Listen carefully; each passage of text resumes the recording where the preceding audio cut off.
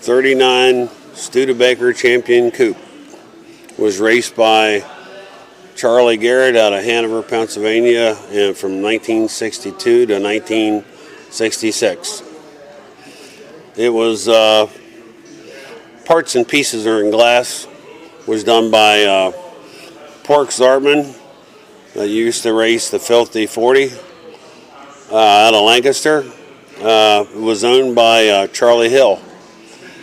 And when we restored, I found it in Delaware in '81.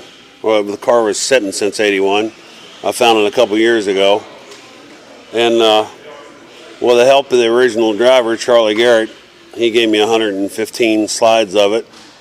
We were able to duplicate the car exactly the way it was when it was raced back in the '60s.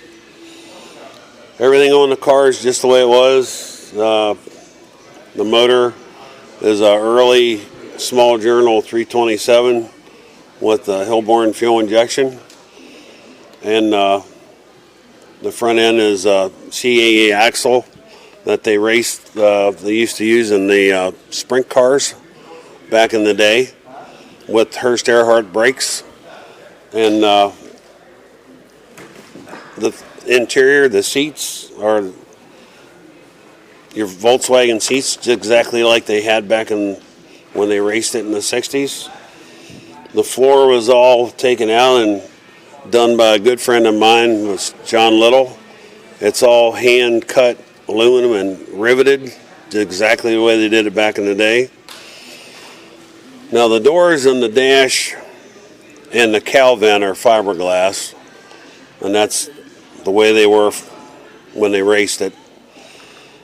Cavaco wheel, which was hard to find, but that's what was in the car. Everything on it is exactly the way it was as they raced it. The 4-speed, it's got an M20 4-speed in it. The rear end was hard to find, but we got one. It was taken out of the car when we found it, but we found one in Texas. It's a 62 heavy-duty truck, T55 rear end with a 6-lug rear. Because it's got 6-lug, when we went to make the wheels for this car, we had to go to Real Riders Wheels in California to duplicate what was on it. They took a 10-inch rim in the back and they cut 2 inches off of the back side and called it a Trick 8. Then they send it out to a plater, and they put what's called a mag coat on the rims to make it look like magnesium. The front ones were actually 5.5, and we cut them down to 4.5. The paint on it, I wanted to get the look of the lacquer that was on the car. It had 16 coats of lacquer. So I took it to a shop near me, and it's got a single stage PPG black on it, which I have 2 different cars that's black, and this car puts the other one to shame because the PPG black is the way to go if you're looking for a smooth, black, shiny car. They also did all the lettering on the car, which is done in real gold leaf, and then they put the red on it, hand lettered. Good friend of mine, John Little, did probably 90% of the work, built the headers, did the frame. The frame was butchered when I got it. In fact, we were going to throw the frame away and get another frame, but he managed to save it and restore everything, including the super long traction bars that's on this car. They go all the way past the rear end and around the back of the rear of the car. I haven't seen another one like it, but it's exactly the way they had it from when they raced it, so we built it the same way.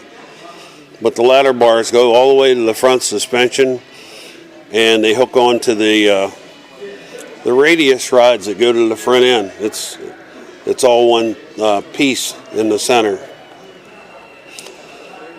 And then you also have a truck too. The truck is a duplicate of the tow vehicle when they used to race the car. They had what's called a clamshell rear door in the back, and I was only able to find one that had the barn doors in the back. But this is exactly what they used to drive to the track.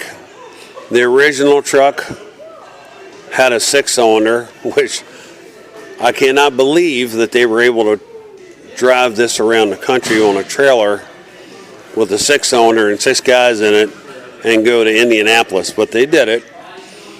But we had it all hand lettered. A lot of work was done to get the body nice, because you can't find these trucks in this area. They're usually rusted out. So we were able to find one that came from Rolla, Missouri. It was their campus truck, and we had it shipped here and redone. And a good friend of mine that's not with us anymore built the whole truck for me, and it runs down the road just like a brand new truck, even though it's got leaf springs the whole way around. But it's got a 350 turbo. It's got heat and air in it. It's got some creature comforts. So it's not exactly the way they had it back in the day, but visually it's a replica of what they used to use back in the day to haul the boss around. That's awesome. Well, thanks for bringing it out, and thanks for interviewing. Well, thank you. Yep. Thank you. Have a good one. Thanks, you too.